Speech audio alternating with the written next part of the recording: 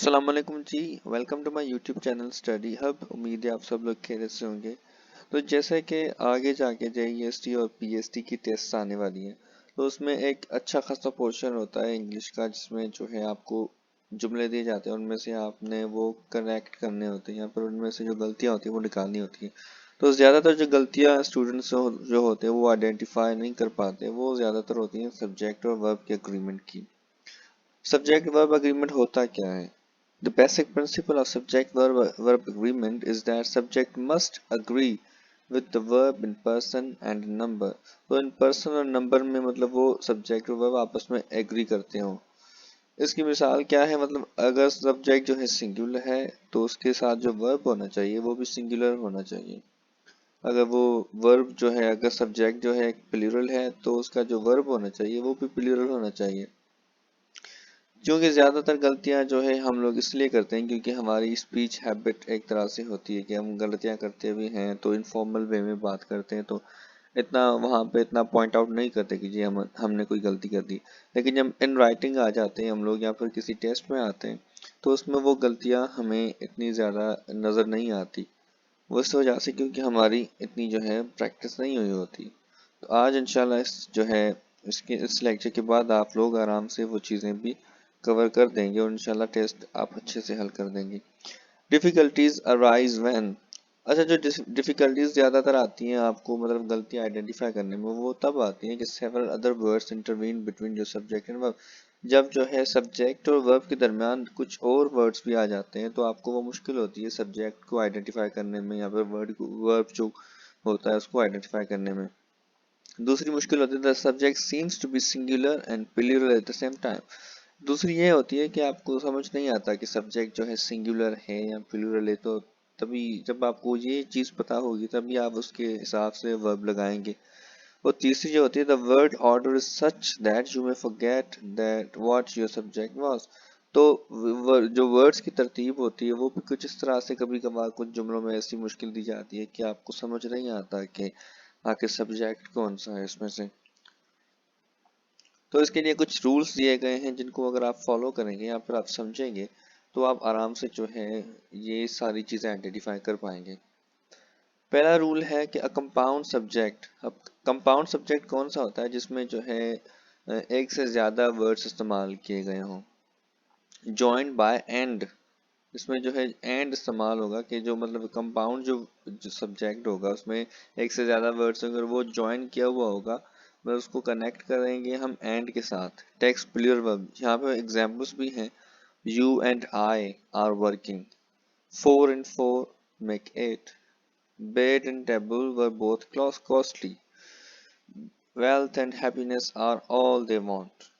तो ये compound subjects हैं। अच्छा इसमें एक्सेप्शन भी होती है एक तरह से। When several singular subjects represent the same person और थिंग, जब एक से ज्यादा जो है वर्ड सब्जेक्ट्स हों और वो रिप्रेजेंट करते हो एक ही चीज को या एक ही आइडिया को, आप समझ लें जैसे कि राइस एंड करी इज हिज फेवरेट डिश, तो ये राइस एंड करी किसको रिप्रेजेंट करता है? डिश को। तो ये एक ही चीज को जो है यहाँ पर रिप्रेजेंट कर रहा हो। स्लोली एंड स्टेडी, ये एक आपकी स्पीड को जो है यहाँ पर रिप्रेजेंट कर रहा है। और विस्की एंड सोडा ये आपका ड्रिंक है, मतलब एक तरह से कि ये चीजें तो एक ही हैं। Crown and glory of life, तो ये आपने आराम से समझ लिया होगा कि इसमें ये क्या मतलब है इसका। रूल नंबर 2 क्या है कि plural words that come in between a singular subject that its verb do not change the number of subject. तो वो कहते हैं कि सब्जेक्ट में मतलब जो कंपाउंड सब्जेक्ट हो जिसमें जो कुछ ऐसे प्लूरल वर्ड्स भी आ जाएं लेकिन जो सब्जेक्ट हो वो खुद जो है सिंगुलर ही रहे।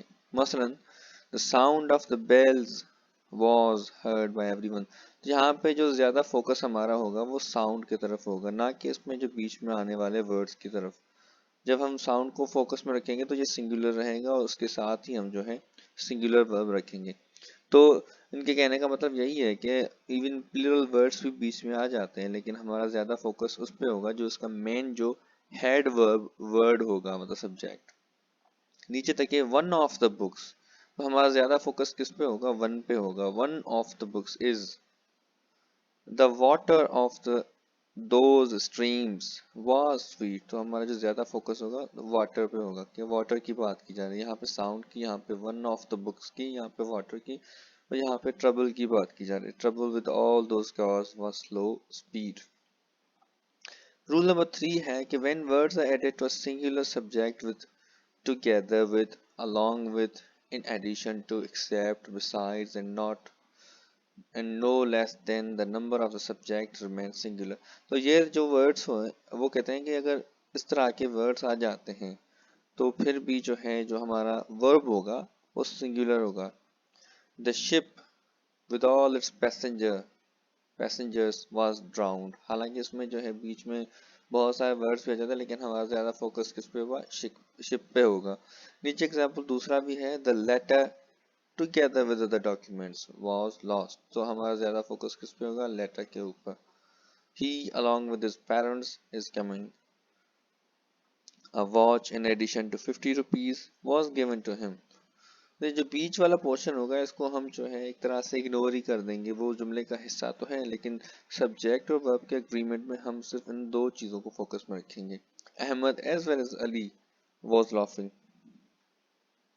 अच्छा, रूल नंबर 4 क्या है, when two subjects are joined by as well as, the verb agrees in number and person with the first one। तो ये कहता है कि जो जहाँ पे एज वेल एज आएगा उसमें हमारा ज्यादा फोकस पहले वाले सब्जेक्ट पे होगा। मसलन यहाँ पे ही एज वेल एज दे, तो इसमें जो पहले इस्तेमाल होगा हम उसी के मुताबिक अपना वर्ब भी रखेंगे। यहाँ पे देखें ही इस्तेमाल हुआ है तो हमने यहाँ पे इज लगाया हुआ है, इज रेडी टू जंप। और यहाँ पे नीचे जो पहला जो सब्जेक्ट है वो प्लूरल फॉर्म में है तो हमने यहाँ पे जो वर्ब है वो भी हमने प्लूरल लगाया है।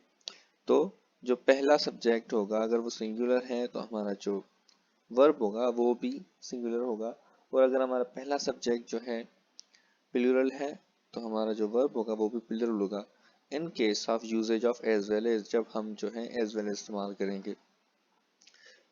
रूल नंबर 5 ये है कि when two or more nouns or pronouns are in singular form are connected by either or neither nor, जब एक या एक से ज्यादा नाउन या प्रोनाउन जो है कनेक्टेड हो आपस में ईदर और या नीदर नॉर से, तो हम वहां पे जो है सिंगुलर जो है वर्ब इस्तेमाल करेंगे।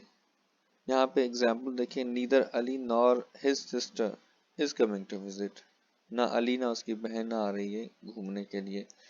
Either the dog or the cat has been killed, या तो कुत्ता मर गया या तो बिल्ली मर गई है। Either the dog or the cat.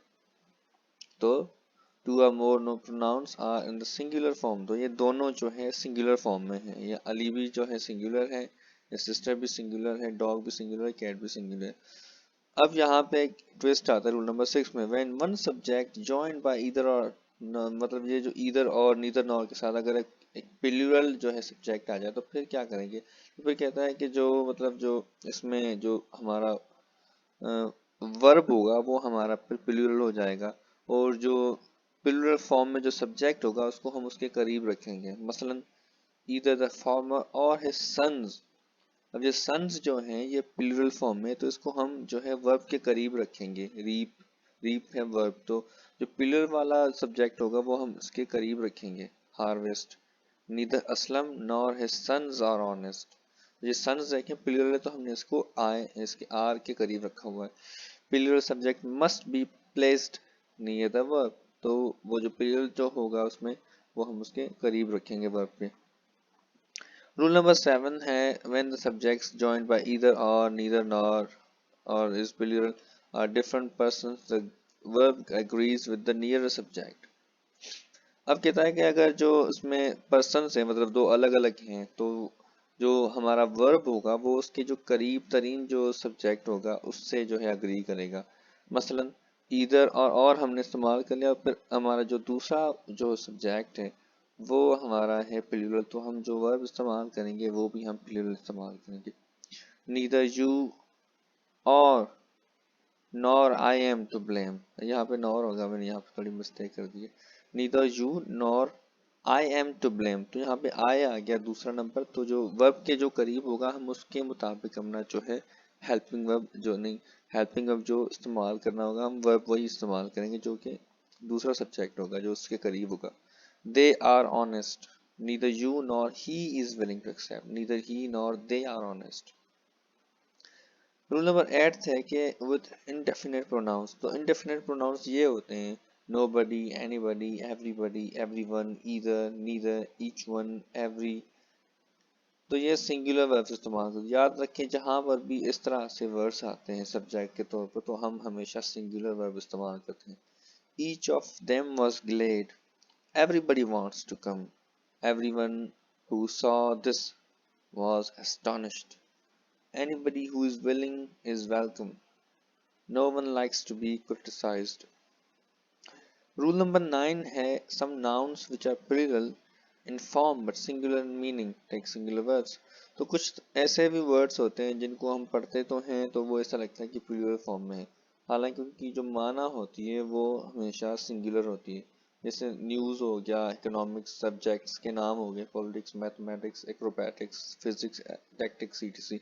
तो इस तरह के वर्ड्स के साथ भी हम लोग सिंगुलर जो है वर्ब इस्तेमाल करते हैं। तो अभी तक के लिए इतना काफ़ी है।